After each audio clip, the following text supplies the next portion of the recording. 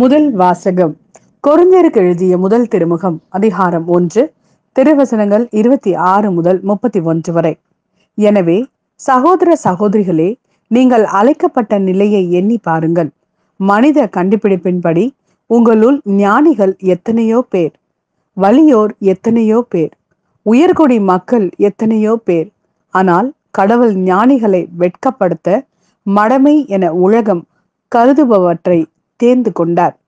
அவ்வாறே வலியோரை வெட்கப்படுத்த வலுவற்றவை என உலகம் கருதுபவற்றை தேர்ந்து கொண்டார்.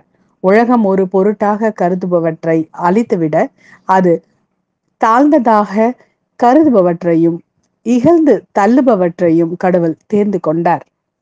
எவரும் கடவுள் முன் பெருமை பாராட்டாதபடி அவர் இப்படி செய்தார். அவரால் தான் நீங்கள் கிறிஸ்துவுடன் இணைக்கப்பட்டிருக்கிறீர்கள். கிறிஸ்துவே கடவுளிடமிருந்து உமக்கு வரும் ஞானம். அவரே நம்மை ஏற்புடையவராக்கி தூயவராக்கி மீட்கின்றார்.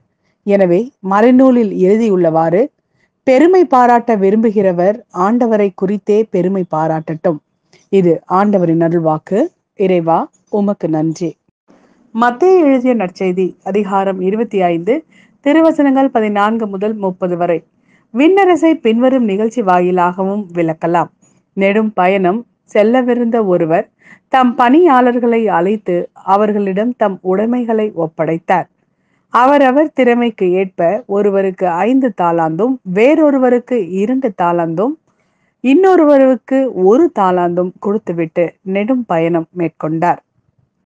5 தாலந்தை பெற்றவர் போய் அவற்றை கொண்டு வணிகம் செய்து வேறு 5 தாலந்து ஈட்டினார். அவ்வாறே 2 தாலந்து பெற்றவர் மேலும் 2 தாலந்து ஈட்டினார். 1 தாலந்து பெற்றவரோ போய் நிலத்தை தோண்டி தம் தலைவரின் பணத்தை புதைத்து வைத்தார். நெடுங்காலத்திற்கு பின் அந்த பணியாளர்களின் தலைவர் வந்து அவர்களிடம் கணக்கு கேட்டார். 5 தாலந்து பெற்றவர் அவரை அணுகி வேறு 5 தாலந்தை கொண்டு வந்து, ஐயா, 5 தாலந்தை என்னிடம் ஒப்படைத்தீர், இதோ பாரும், இன்னும் 5 தாலந்தை ஈட்டியுள்ளேன் என்றார். அதற்கு அவருடைய தலைவர் அவரிடம், நன்று, நம்பிக்கைக்குரிய நல்ல பணியாளரே, சிறிய பொறுப்புகளில் நம்பிக்கைக்கு உரியவராய் இருந்தீர். எனவே பெரிய பொறுப்புகளில் உம்மை அமர்த்துவேன். உம் தலைவனாகிய என் மகிழ்ச்சியில் நீரும் வந்து பங்கு கொள்ளும் என்றார். 2 தாலந்து பெற்றவரும் அவ்வாறே அணுகி, ஐயா, நீர் என்னிடம் 2 தாலந்து ஒப்படைத்தீர், இதோ பாரும், வேறு 2 தாலந்து ஈட்டியுள்ளேன் என்றார். அவருடைய தலைவர் அவரிடம், நன்று, நம்பிக்கைக்குரிய நல்ல பணியாளரே, சிறிய பொறுப்புகளில் நம்பிக்கையுரியவராய் இருந்தீர். எனவே பெரிய பொறுப்புகளில் உம்மை அமர்த்துவேன். உம் தலைவனாகிய என் மகிழ்ச்சியில் நீரும் வந்து பங்கு கொள்ளும் என்றார். 1 தாலந்தை பெற்றுக்கொண்டவரும் அவரை அணுகி, ஐயா, நீர் கடின உள்ளத்தினர், நீர் விதைக்காத இடத்திலும் போய் அறுவடை செய்பவர், நீர் தூவாத இடத்திலும் விளைச்சலை சேகரிப்பவர் என்பதை அறிவேன். உமக்கு அஞ்சியதால் நான் போய் உம்முடைய தாளந்தை நிலத்தில் புதைத்து வைத்தேன், இதோ பாரும், உம்முடையது என்றார்.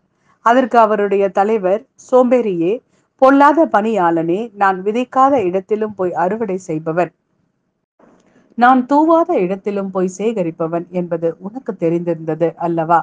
அப்படியானால் என் பணத்தை நீ வட்டி கடையில் கொடுத்து வைத்திருக்க வேண்டும்.